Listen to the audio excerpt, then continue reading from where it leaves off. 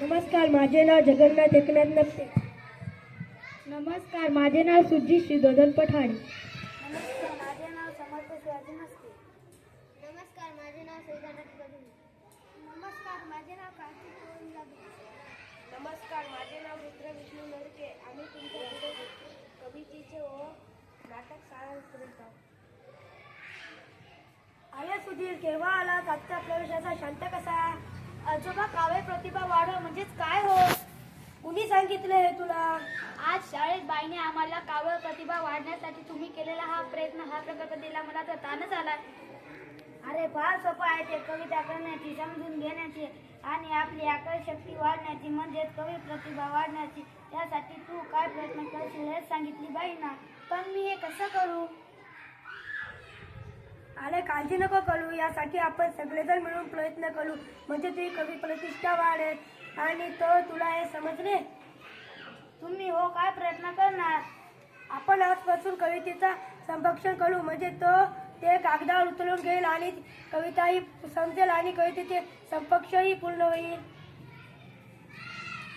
सुधीर, हातपाय धुवा आणि दूध घे. आजी, मी कागद आणि पेन घेतो. आताच आपण सुरुवात करू. आजी दिवा लावते, ओमोट्याने शुभ करते. घरामध्ये लावते साजवात, भाजी करते आता कांद्याची पात. मथाळ्याचा वाढेल वाद, आता नको कळू तू कांद्याची पात. कधीतरी कशाला म्हणतील का? मी सांगितलेल्या भाजीला नेहमीच देतात को. हे माझी सुपर आजी, तुला आवडेल ती काय भाजी? बर, तुमची इच्छा. हाच घास भाजी बनवते तेवढीच घास. आगाई पटकन खायला देणं का काही? मला आपल्या जाण्याची घाई नाही तर बॉस करून देणार नाही सही. कसली घाई कसली सही? आजीने दिली चपाती दही. आता तू काय बाई, कवितेची कमाल, बोलताना हसता तोंडावर धरून. आता सोड तू घराची पास, ऑफिसला जाय सावकाश. मला त्या काठीने चप्पल आणि जोडून त्या तुटलेल्या जॉकेटची गुंडी. कशाला तर तुम्हाला तर काही समजतच नाही. तोडून ठेवताना काही ना काही. तुम्ही आता नकाना बांधू, गाण्यात ऐकू येते रडू. लहान तोंडी मोठा घास, करेकल्या भाजीचा सुटला वास. भडका आजी आणि आजोबा दूर करून सुधीरची नाराजी. कवितेत मारेल तो बाजी. आई आहे का घरात पोटाची सोजी? सोजी तुला हवी तरी कशाला? लाडू खातेस अन बशी ठेवतेस उशाला. रात्र झाली आता झोपा, उघडू सकाळी कवितेचा खोपा. सूर्य उगवला, चिमण्या उडवल्या, सगळ्यांच्या आंघोळी झाल्या. हवा सुटली आहे गार गार, आंघोळीचे पाणी केले गरम फार. अंघोळ कर पटकन, नाश्ता कर चटकन, झाला उशीर तुला झटपट आवड मुला.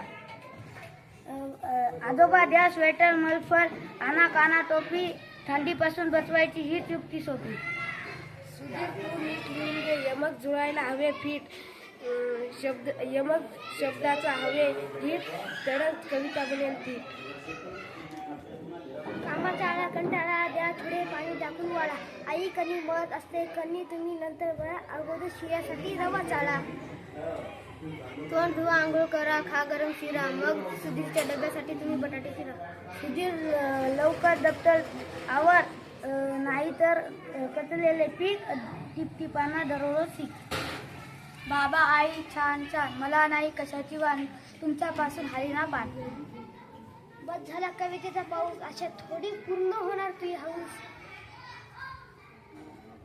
आई, ताई, आजोबा आणि आजी, असं झालंय वाचू किती. कविता अंगात उतरे हाती, त्या आणि वेचू कशा आणि किती. शांताबाईची बाग आणि सूर्याची गिरणी, गतिबाचे घर आणि बालकन, कवीची फुहार आणि चेतवले आणि मोर तुम्ही म्हणी.